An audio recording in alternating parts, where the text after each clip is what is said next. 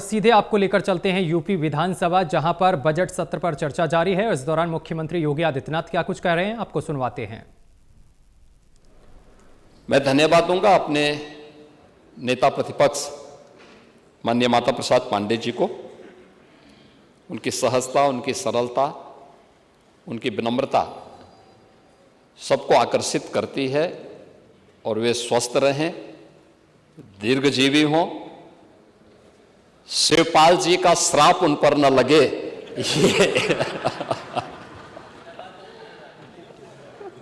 ये मैं कामना जरूर करता हूं। महोदय, हम लोग जब इस सदन में इस बजट पे चर्चा कर रहे हैं तो 2026-27 का ये बजट है और 2026-27 के इस बजट के बारे में मैंने जो बताया कि देर रात्रि में जब भी मैं अगले दिन के बिजनेस के बारे में संसदीय कार्य मंत्री को बातचीत करने का प्रयास करता था 8 साढ़े 8 बजे, एक दिन मैंने 9 बजे के आसपास किया तो पता लगा मतलब मंत्री जी सदन में हैं, सदन चल रहा है। यानी ये दिखाता है कि वास्तव में माननीय सदस्यों ने रुचि ली है। और ये बजट हमारे लिए बहुत महत्वपूर्ण इसलिए भी है कि उत्तर प्रदेश के इतिहास में किसी मुख्यमंत्री को 10वां बजट प्रस्तुत करने का अवसर प्राप्त हुआ, ये पहली बार हुआ है। और बजट भी ऐतिहासिक है, यानी 9,12,696 करोड़ रुपए का यह बजट यहां पे प्रस्तुत किया गया है। इसके बारे में बहुत सारी चीजें नेता प्रतिपक्ष ने यहां पर कही भी हैं कि वित्तीय स्वीकृति समय पे नहीं दी जाती है, लेकिन वह सच नहीं है। मैं इन सब बातों पे भी बात करूंगा कि कुल बजट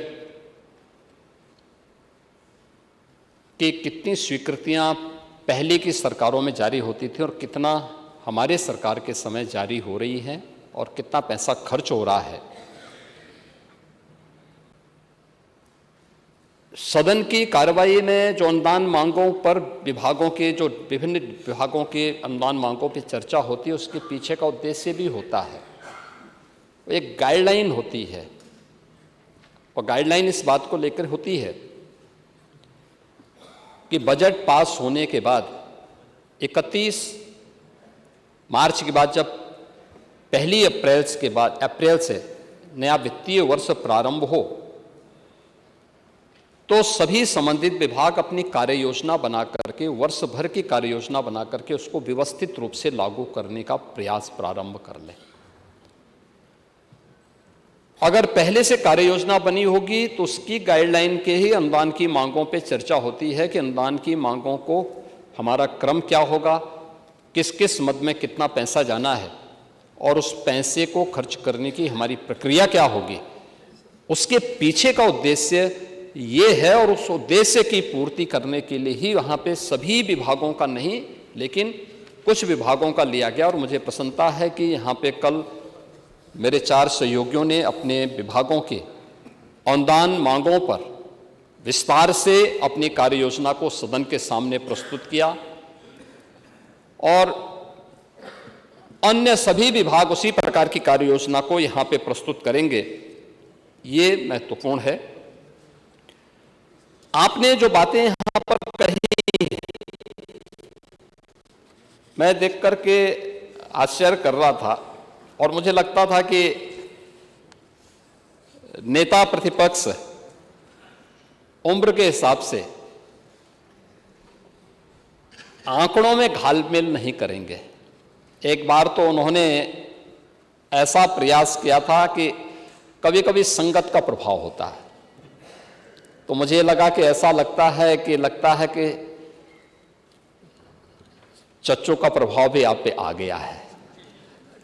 और प्रभाव इस बात को आ गया जब आपने कहा कि राजकोषीय घाटा आपका जो है वह इतना ज़्यादा है, आप उत्तर प्रदेश पे उधार इतना ज़्यादा है।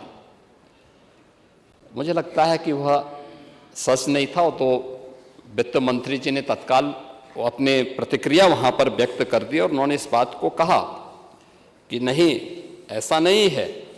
देखिए, मैं आपके सामने प्रस्तुत करूंगा कि जो राजकोषीय घाटा है, जो कुल जीएसडीपी का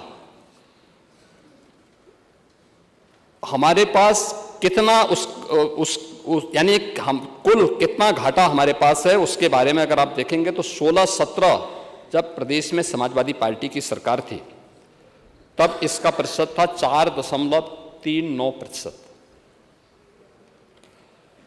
और आज के दिन पर 25-26 में, हम इस समय 25-26 में हैं, इस समय है यह 2.97% है ये, यानी उससे काफी कम है। इसका मतलब हमारा वित्तीय प्रबंधन बेहतर है और इस वित्तीय प्रबंधन के लिए ही आज देश भर के बैंकर्स यूपी पे विश्वास करते हैं। ऋणग्रस्तता की बात करते हैं तो आपके समय में जो ऋणग्रस्तता थी 16-17 में, ये लगभग 30% थी और आज यह 26% के आसपास है।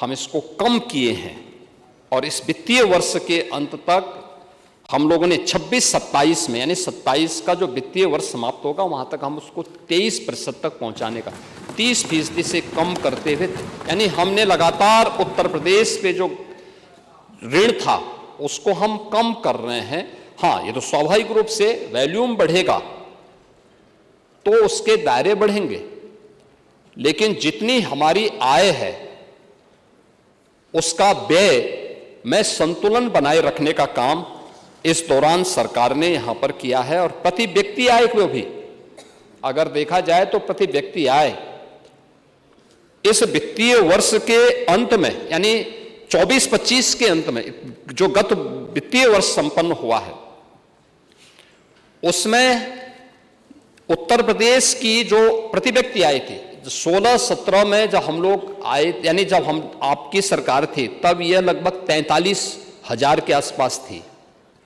और जब हम लोग इस वित्तीय वर्ष के अंत में यानी 31 मार्च तक जाएंगे तो यह 1,20,000 क्रॉस कर चुकी होगी। क्या 43,000 में और 1,20,000 में कोई अंतर नहीं है? दूसरा, इस बात पे भी हमें ध्यान देना होगा कि समाजवादी पार्टी के समय में उत्तर प्रदेश क्या था।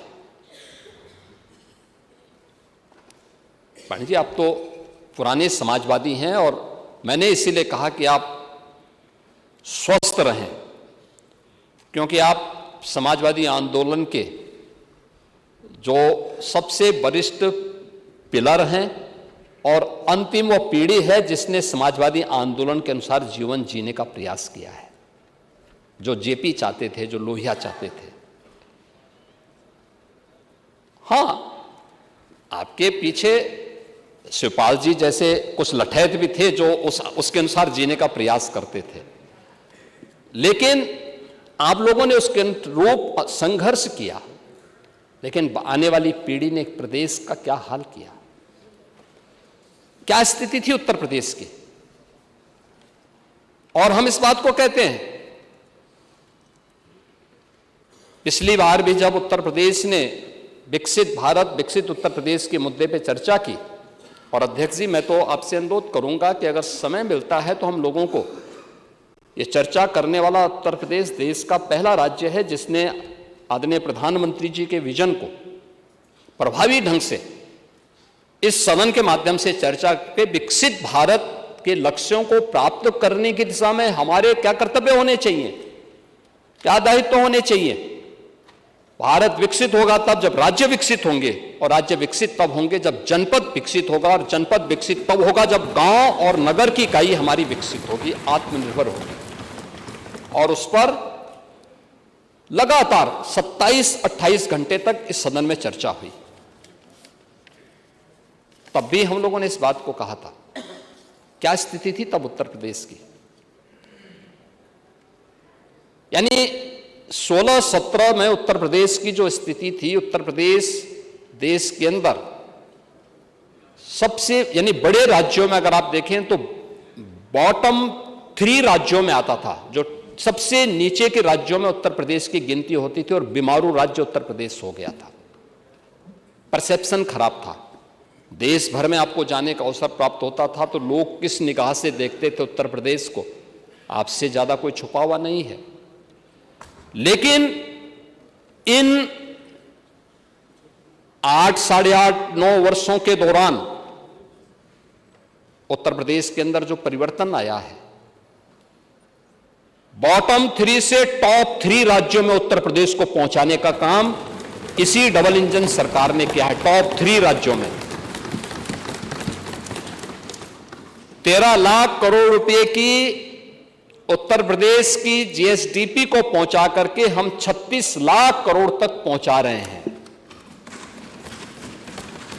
और हमने तय किया है कि 26-27 में इसको 40 लाख करोड़ तक पहुंचाएंगे।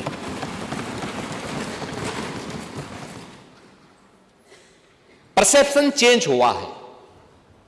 अब 2017 के पहले कोई भी व्यक्ति रहा होगा,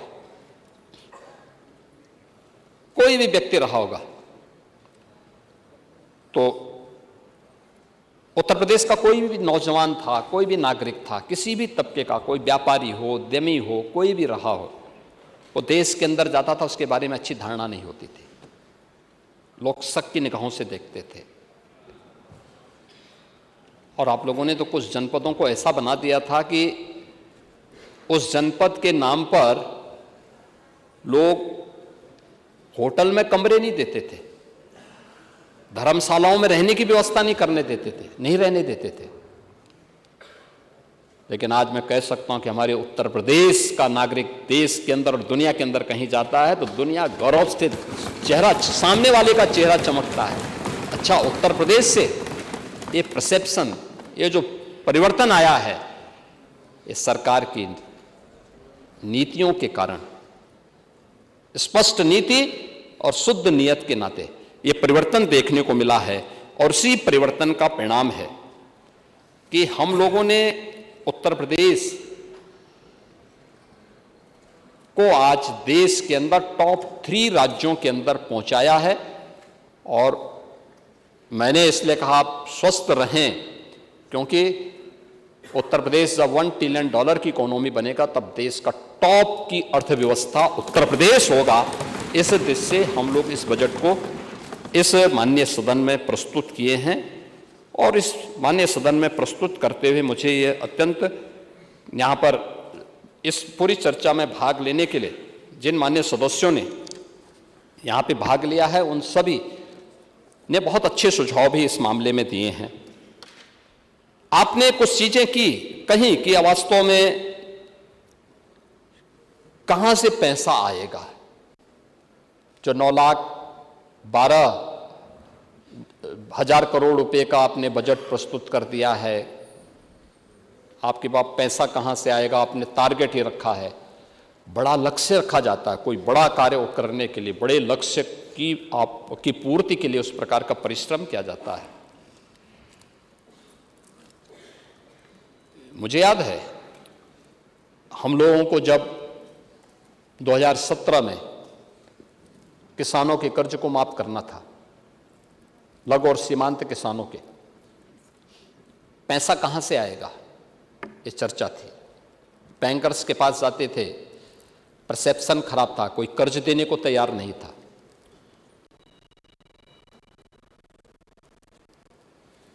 मैं उस समय के वित्त सचिव को अपने सामने बिठाया, मैंने कहा मुझे बताओ तो कि भाई खर्चा क्या है, क्या क्या कहां पे है। और हम लोगों ने उस समय जो योजना बनाई थी और उसके बाद जो बजट बनाया था, उत्तर प्रदेश पहला राज्य है जिसने अपने बजट से किसी बैंक से कर्जा नहीं लिया, किसी वित्तीय संस्थान से कर्जा नहीं लिया, और प्रदेश के अंदर 86 लाख किसानों के 1 लाख रुपए तक के कर्ज माफी के कार्यक्रम को संपन्न किया था। उत्तर प्रदेश ने किया था। ये सारा पैसा हमने बजट से दिया था। हम लोग आए थे, बजट प्रदेश का खजाना खाली, बैंक कोई पैसा देने को तैयार नहीं। हां, हमने लीकेजेस रोके, भ्रष्टाचार पर प्रभावी अंकुश लगाया और प्रभावी अंकुश लगाने का परिणाम था कि प्रदेश की वित्तीय स्थिति सुदृढ़ होती हुई दिखाई दी और आज हम लोग इस स्थिति में पहुंचे। पीएलए को हम लोगों ने इसीलिए बंद किया कि 31 मार्च तक जो पैसा खर्च होगा वो वहां रहेगा या जिस योजना का पैसा जाएगा वो वहां रहेगा, शेष पैसा वापस आ जाएगा, क्योंकि डंप पड़ता था, वो पैसा डंप पड़ा रहता था। उस पैसे का उपयोग हो सके हम इसलिए उस पैसे को वापस लेते हैं और डिमांड के अनुसार फिर उस पैसे को यहाँ से वापस भेजते हैं। उसके अनुरूप ये कार्रवाई आगे बढ़ती है। हम लोगों ने इस बारे में इस बात को, यानी जो यहाँ पे मैंने पहले भी कहा कि जो कुछ कल जो यहाँ पे एक अधिनियम पारित किया है माननीय सदन ने एफआरबीएम से संबंधित रिजर्व बैंक की गाइडलाइन के अनुरूप, ये रिजर्व बैंक की गाइडलाइन है किसी भी राज्य के लिए और उसी को उत्तर प्रदेश फॉलो भी कर रहा है कि हम लोग एफआरबीएम की उस अधिनियम के अंतर्गत ही हमारे ऊपर कोई भी कर्ज हो और हमारी जो वित्तीय अनुशासन हो उसके अनुरूप हो। और उत्तर प्रदेश देश के अंदर उन राज्यों में से है और उसमें अग्रणी राज्य है जिसने रिजर्व बैंक के इस गाइडलाइन को अक्षरशः पालन किया है और उसको कहीं भी विचलित नहीं होने दिया है। महोदय, उत्तर प्रदेश के अंदर हम लोगों ने इन सभी बातों पर विशेष रूप से ध्यान दिया है और खास तौर पर जब आप कह रहे थे कि देखिए आपके समय में जो रेवेन्यू एक्सपेंडिचर होता था वह तो सामान्य वेतन, पेंशन आदि के मद में खर्च हो जाता है, लेकिन कैपिटल एक्सपेंडिचर जो होता है यह जो पूंजी बनती है, इससे जो इंफ्रास्ट्रक्चर तैयार होता है, इसके बारे में विशेषज्ञों के जो राय है वो बहुत महत्वपूर्ण मायने रखती है। नीति आयोग हो, रिजर्व बैंक हो या अन्य वित्तीय संस्थान हैं, इसके बारे में बहुत सारी ऐसी बातें कहते हैं कि अगर हम एक पैसा लगाते हैं किसी इंफ्रास्ट्रक्चर पर तो वह बदले में 5 से 6 गुना रिटर्न करता है, एम्प्लॉयमेंट जनरेट करता है, अन्य सुविधाएं उपलब्ध कराता है, यानी रोजगार भी उससे सृजित होते हैं, लोगों के जीवन को भी आसान बनाने में वो योगदान देता है। और उत्तर प्रदेश में आपके यहां 16-17 में उत्तर प्रदेश के अंदर जो कैपिटल एक्सपेंडिचर था वह 71,000 करोड़ रुपए के आसपास था और आज यह है 1,77,000 करोड़ रुपए से अधिक का। आप अनुमान करें कि सरकार किस रूप में इसको आगे बढ़ाने का कार्य कर रही है। और अगर आप इसको देखेंगे कि ये चीज और ये देश के अंदर सर्वाधिक है, ऐसा नहीं कि इसमें हम कहीं पीछे हों, सबसे ज्यादा देश के अंदर है, सबसे ज्यादा। मैंने परसों भी इस बात को कहा था कि हम लोग जब आए थे तब उत्तर प्रदेश के अंदर जो हमारा क्रेडिट डेबिट रेशियो था, सीडी रेशो, बैंक में उत्तर प्रदेश का नागरिक जितना पैसा जमा करता था उसका केवल 43 से 44% ही उत्तर प्रदेश के अंदर खर्च हो पाता था। हम लोगों ने इसको बढ़ाया, जब उद्योग लगे, इंफ्रास्ट्रक्चर बनना प्रारंभ हुआ तो आज ये लगभग 61-62% तक पहुंच चुका है। यानी लगातार वह पैसा, यूपी का पैसा यूपी में लगे,